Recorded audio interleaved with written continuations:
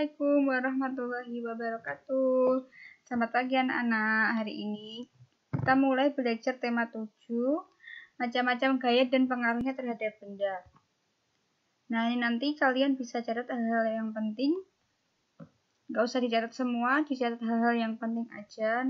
Nanti boleh akan kirim filenya ke grup kelas ya.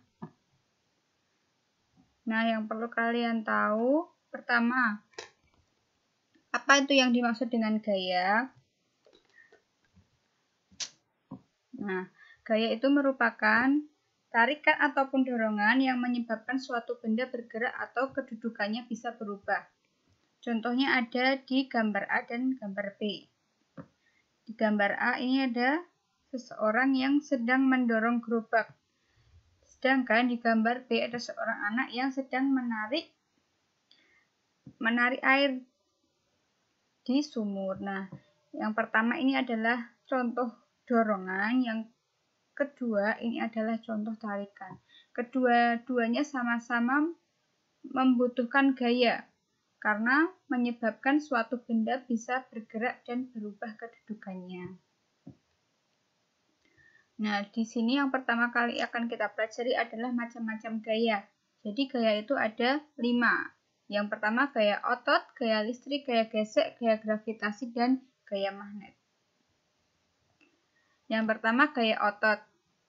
Gaya otot adalah gaya berupa tarikan atau dorongan terhadap suatu benda yang ditimbulkan atau dihasilkan oleh tenaga otot manusia dan hewan. Contohnya, anak yang menendang bola, sapi menarik pedati, dan anak-anak bermain tarik tambang. Nah, ini merupakan gaya otot. Membutuhkan otot untuk melakukan suatu gaya. Yang kedua ada gaya listrik. Merupakan gaya yang dialami oleh objek bermuatan di dalam medan listrik.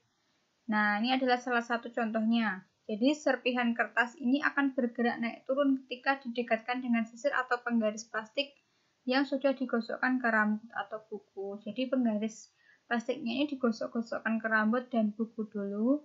Nah, ketika sudah digosokkan, kita dekatkan ke potongan-potongan kertas kecil, maka potongan kertas kecil ini akan bergerak naik turun, menempel di penggaris tersebut. Yang ketiga ada gaya gesek. Gaya gesek adalah gaya yang ditimbulkan karena adanya dua benda yang saling bergesekan. Nah, ini ada beberapa contohnya. Contohnya ini. Mengamplas kayu, menyapu, mengerem sepeda. Ini merupakan beberapa contoh gaya gesek. Terjadi gesekan di antara dua benda.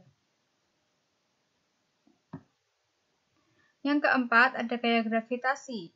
Merupakan gaya tarik-menarik yang terjadi antara semua partikel yang mempunyai massa di alam semesta. Contohnya, buah kelapa jatuh dari pohonnya. Contoh lainnya adalah kita bisa berdiri, kita bisa berjalan di bumi ini itu juga karena adanya gaya gravitasi. Jika tidak ada gaya gravitasi, maka semua benda maupun manusia yang ada di bumi akan melayang-layang di udara.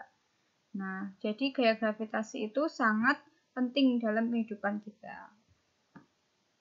Yang terakhir adalah gaya magnet. Gaya magnet adalah gaya yang diakibatkan oleh magnet. Contohnya saja ketika kita mempunyai magnet batang dan kita dekatkan pada paku, maka paku itu akan tertarik dan menempel pada magnet batang. Contohnya seperti ini. Nah, gaya magnet itu bersifat menarik benda-benda yang terbuat dari besi. Selanjutnya kita akan belajar pengaruh gaya dan contohnya. Ada 4 macam. Yang pertama, gaya mempengaruhi benda diam. Jadi gaya itu dapat menyebabkan benda diam menjadi bergerak. Contohnya, bola yang tadinya diam akan menjadi bergerak setelah ditendang. Nah, untuk membuat benda diam menjadi bergerak, dibutuhkan besar gaya yang cukup.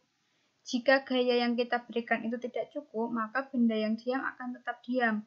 Contohnya saja, misalkan anak kecil tidak dapat menggerakkan mobil yang mogok karena tenaga atau gaya yang dihasilkan oleh anak kecil tersebut tidak besar. Jadi, mobil yang mogok itu akan bergerak jika didorong oleh beberapa orang dewasa. Contohnya seperti ini. Nah, ini ada beberapa orang dewasa yang mendorong mobil. Karena jika hanya didorong oleh satu orang, mobil itu tidak akan berjalan, tidak akan bergerak karena gaya yang diberikan itu tidak cukup. Nah, jadi harus membutuhkan beberapa orang. Yang kedua adalah gaya mempengaruhi benda yang bergerak.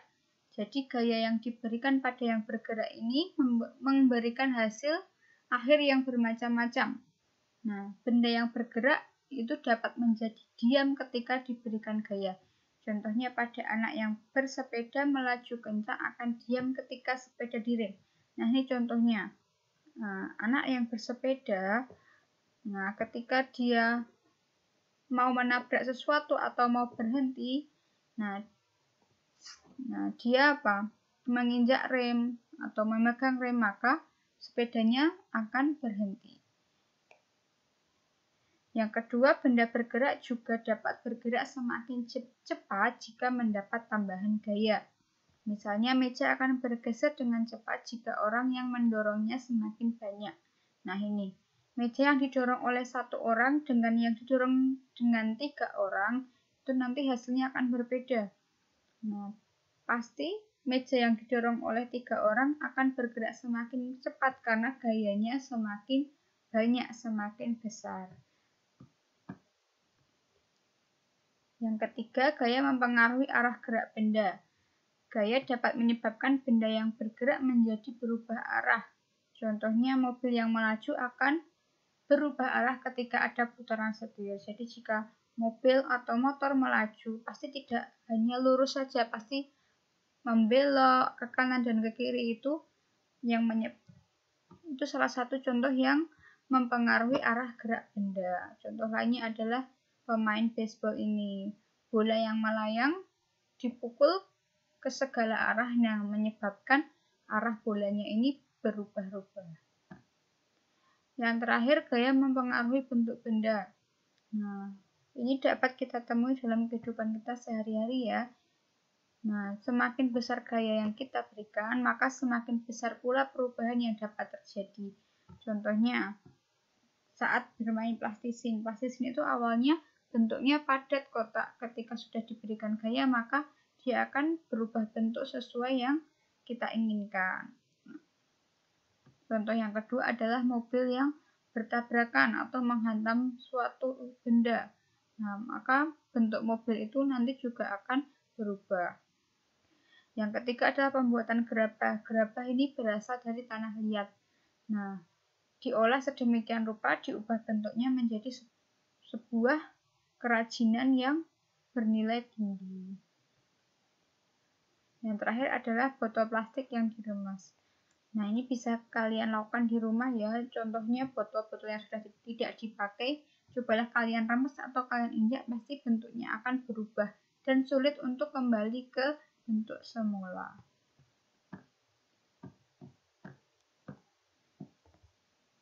Terima kasih. Semoga materi pada hari ini kalian menjadi paham ya. Nah, jangan lupa untuk membaca materi-materi yang lainnya atau untuk pendalaman materi melalui buku tema yang sudah kalian punya. Akhiri, wassalamualaikum warahmatullahi wabarakatuh.